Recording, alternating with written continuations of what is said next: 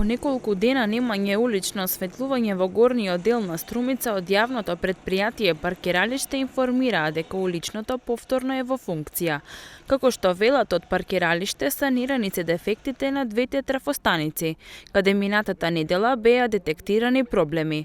Дефекти се појавија во трафостаниците Олимписко село заради диво приклучени домаќинства на електричната мрежа и во Маларична, каде непознати лица го узурпирале просторот и ги оштетиле броилата.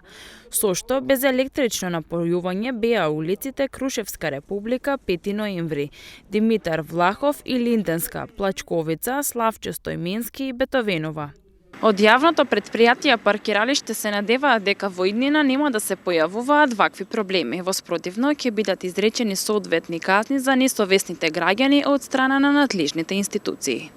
Како што објави телевизија ВИС, анкетираните жители од овој дел од градот со став дека решавањето на овој проблем во најбрз можен рок е неопходно за чувството на безбедност и поголема прегледност во ноќните часови. Темнина тука страшно да се оде. Момичетка си да работи, треба да дом да пречекам. Има кучина, темнина.